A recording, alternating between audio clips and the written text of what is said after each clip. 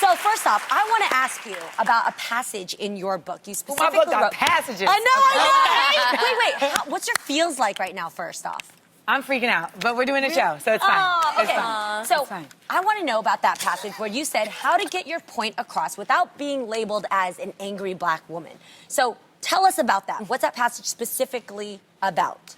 Well, I think it's less about like how to do it and not be labeled that, but how to know that like there's some times where you're going to be labeled that regardless of what you do Yes. because of the stigma attached to a black woman speaking her mind, right? And the reality is never forget, it was illegal for us to read, okay? So I always remind people of that because when we now live in a world where black women are educated, where we're employed, we're independent, for a lot of people, that's like, whoa, what are you doing? And so at the end of the day, I get a lot of people who will ask me, Amanda, like I'm very vocal with my thoughts. I'm very clear, I'm very sharp, and people take that as me being an angry black woman. And I say, well, one, if you're a black woman and you're conscious, you are naturally gonna be angry. Like there's There's a lot to be angry there's a about. lot There's to some be things that are angry still about. dusty and You know, yeah. James Baldwin said that, and I paraphrase, but that's a fact. At the same tone, though, the fact of the matter is that some people will try and call you angry to diminish the value of what you're saying. Right, exactly. Ooh, there's a little mind manipulation Let 'em right know. there. Yes,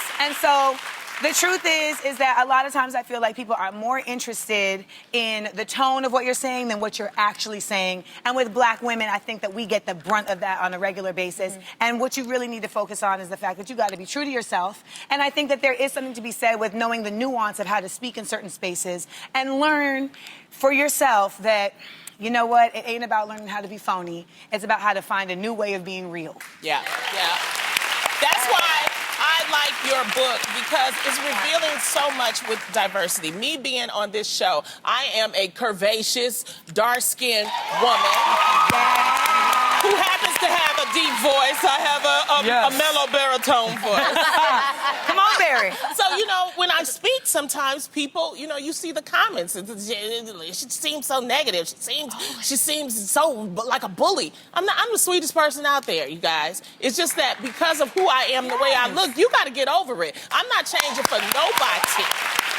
Get over it. Yes. 100%. They be trying to say, oh, Lonnie hating on you. I'm like, y'all don't understand. Me and Lonnie see eye to eye. We know All what it is. day long. All right? This is my We sister. know what it is. Yes. All of these are my sisters. We know and what it is. a lot of times when we sit at the table, I'm listening to you all. And I have a resting bitch face, right? I'm like this. You gotta own it. You gotta Oh own my it. God. Listening. And I'm listening. You know what I mean? Yeah. Because I've tried to work on it, y'all. Seriously, I have tried to really? work on my face. Why? Yeah, because sometimes I do look at myself like, dang, why you? Yeah. Because sometimes What am I always telling you, You Lonnie? like, fix your face. Oh, yeah. But Lonnie's like, I didn't know there's nothing to Yo, fix. and I didn't Hanging know, out. but sometimes I do, because I'm going to try to like look sympathetic. I'll be like, Oh God. Don't do it. Don't do it. But listen, I get that because I be trying to make my voice higher. Because I got a deep voice too. I say happy birthday and people are like, you're attacking me. I can't.